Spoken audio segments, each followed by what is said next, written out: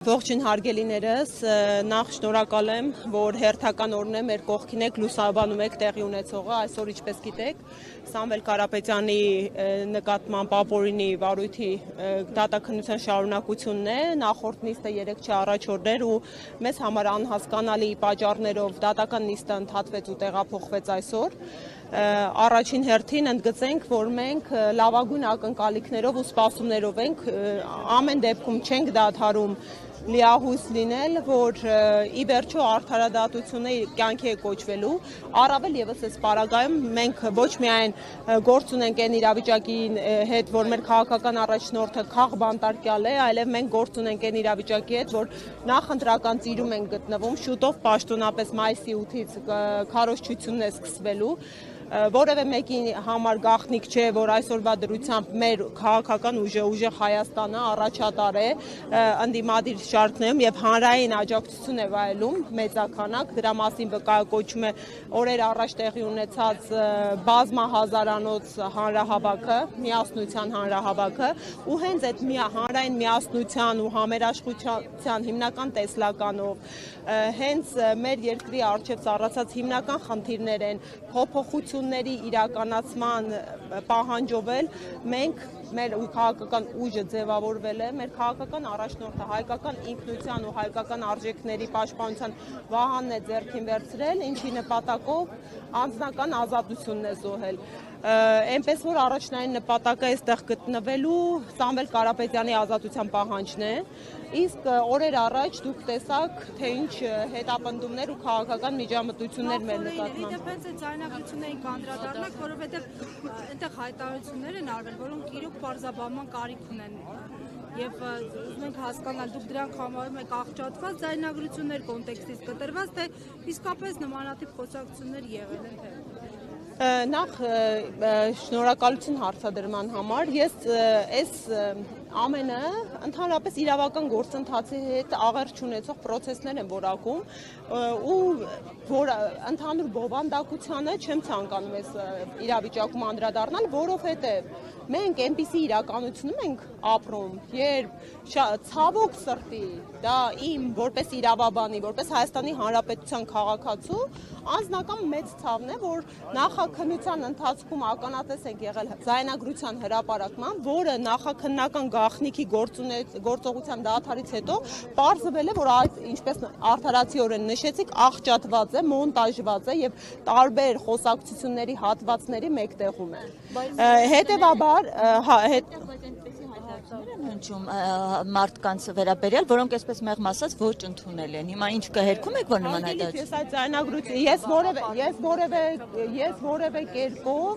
որևէ կերպով չընդունեցի, որ այնտեղի հայտարարությունները կարելի արդարացնել կամ մեր քաղաքական ուժի համար կարող են ընդունելի լինել։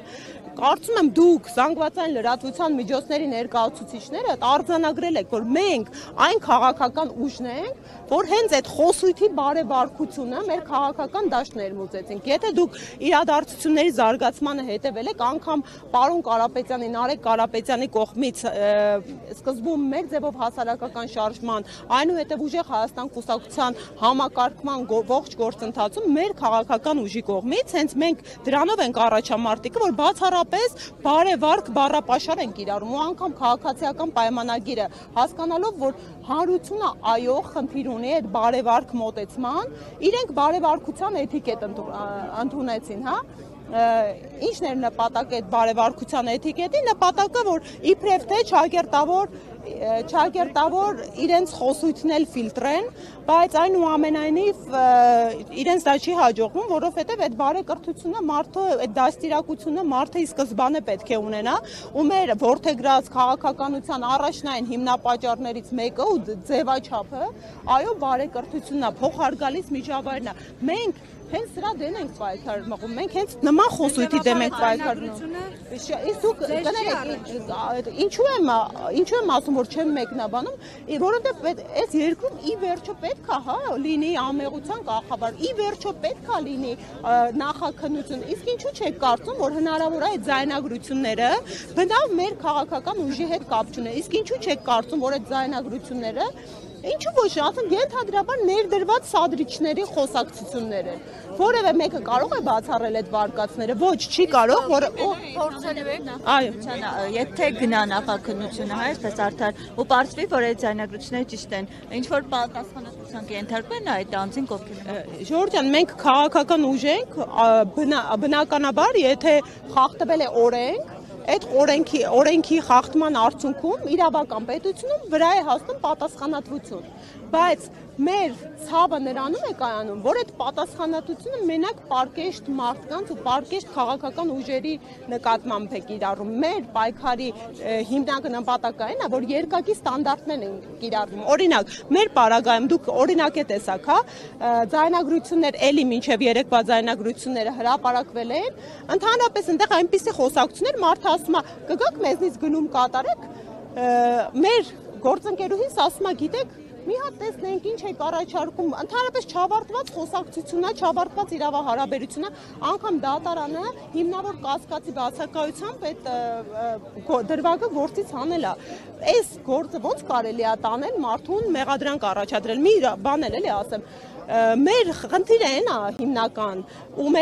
որ մենք այս պայքարում ենք հայտնվել ու մեր անհավասարը մեր պայքարը որպես քաղաքական ուժի, որովհետև տեսեք ինչ տեղի ունեցավ, իրավապահ մարմինները քաղաքական նպատակահարմարությունից ելնելով նման գործընթացներ են մեկնարկում, անմիջապես, հա, այդ գալիս են մարդկանց բերման են ենթարկում, ձերբակալում են, մեղադրանքներ են առաջադրում, նախ եթե քաղաքական միտում նպատակ չլիներ,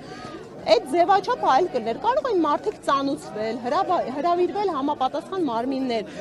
այդ միանգամից հարցակվողական, ճնշող, վախի մթնոլորտ ձևավորող գործելավոճը գալիս է խոսելու միայն մի բանի մասին, որ նպատակ կա մեր հանրային աջակիցներին, մեր կուսակիցների համար վախի մթնոլորտ ձևավորել, բայց ինչը չի աշխատում, իրանց խնդիրը ինչու՞մ է, մեր աջակիցները տեսակ, հա, մի հոգու տանում են, տասնյակներ գալիս են լրացնելու, որովհետև մարդիկ այլևս ուզում են փոփոխություն, մարդիկ այլևս չեն հանդուրժում այդ քաղաքական միջամտությունները, եւ երկրորդեմ, հա, ամենագլխավոր խնդիրը ինչու է կայանում, ի տարբերություն մեր քաղաքական ուժի, ընդհանրապես երկրում գործող բոլոր քաղաքական ուժերի, իշխանության երկրի ղեկին գտնվող քաղաքական ուժը ավելի կաշկանդված է։ Իրենք ավելի պետք է կաշկանդված լինեն ըստ մարդու իրավունքների եվրոպական դատանի, ըստ միջազգային պրակտիկայի, ըստ ներպետական իրավունքի անելու հայտարարություններ։ Իսկ իրենք ինչ են անում։ Հարուցում է քրեական գործ, այդպիսի ձայնագրության արտահոսք է լինում ու վերցնում են այդ ձայնագրությունները համ դատախազ են, համ քննիչ են, համ դատավոր են, սկսում են բարձր պետական ամբիոնները, որոնք միտված են եւ որոնք ստեղծվել են պետական հարցեր, մարդկանց խնդիրներ լուծելու համար, այդ ամբիոններից սկսում են մանիպուլյացիոն հայտարարություն անել, պիտակավորել, վիրավորել թե մեր երկրի քաղաքացիներին եւ առավել եւս մեր քաղաքական ուժի նկատմամբ մանիպուլյացիոն տրամադրություններ ձևավորել։ Նշեցիք, որ աղճատված է։ Հնարավոր է ձեր ուժի կողմից այդ ձայնագրությունները ենթադրյալ փորձաքննության ենթարկվի, իսկությունը կամ ընդհանուր կոնտեքստը հասկանալի լինի ինչի մասին է խոսքը։ Հարգելիս, բնականաբար մենք դատավարություն է գնալու եւ փաստաբաններով, ովքեր այդ գործերով ներգրավված են, կարծում եմ ամբողջ դատաքննության ընթացքում մարդու իրավունք, հիմնարար իրավունքների առաջնորդվելով այդ ողջ գործընթացներին թե փորձաքննությունների ձևաչափով, թե ընդհանուր մարդու իրավունքների պաշտպանության ձևաչափով մասնակցություն կունենան քաղաքական, այսպես վերջերս Իշխան Սաղաթելյանը կոչ արեց, ասում է ընդդիմադիրներին, միասնական հանրահավաքի, ձեր ուժից կարծես արձագանք այդպեսին չի եղել, ինչ կասեք սրա համար։ Հարգելիս, մենք օրերս հենց միասնության, դա մեր օրակարգն է, միասնությունն ու հանրային համերաշխությունը, միասնության վերտառությամբ բավական հաջողված ու հանրային աջակցություն ստացած հանրահավաք այցինք ու ինչի համար շատ շնորհակալ եմ մեր քաղաքացիներին, իմ հայրենակիցներին, իրենց ողջամիտ, գիտակից ու հայրենատեր լինելու համար։ Եվ բոլոր ուժերը ազատ են, հրապարակները բաց են, մենք մեր պատկերացմամբ ինչքան էլ տրամաբանությունը խախտված է, մենք պատկերացնում ենք ժողովրդաբար իրավական պետություններով։ Մեր քաղաքական ուժը իր հայտարարությունը, իր գործընթացները կազմակերպում է այդ տեսանկյունից, հա, եթե լրացուցիչ նախատեսվելի գործընթացներում մասնակցելիության հարց լինի, որևէ մեկը կաշկանդված չէ միանալու մեր միջոցառումներին։ Մելոյան եւ պատրաստվում է ուժեղ Հայաստանը այդպես փաստաթղթեր է ներկայացնել ԿՀ, քանի որ արդեն առաջադրումները սկսվել են։ Հա, իհարկե, ապրիլի 13-ից արդեն պաշտոնապես ընտրական օրենսգիր սահմանադրական օրենքով նախատեսված է փաստաթղթերը գրանցումների համար ներկայացնելու ժամկետը, մինչև ապրիլի 23-ն է վերջնաժամկետը լինելու, մինչև մայիսի 3-ն է քաղաքական ուժերի գրանցման ժամկետն է, սա որպես իրազեկում, հա, իրավական ընթացակարգերի վերաբերյալ,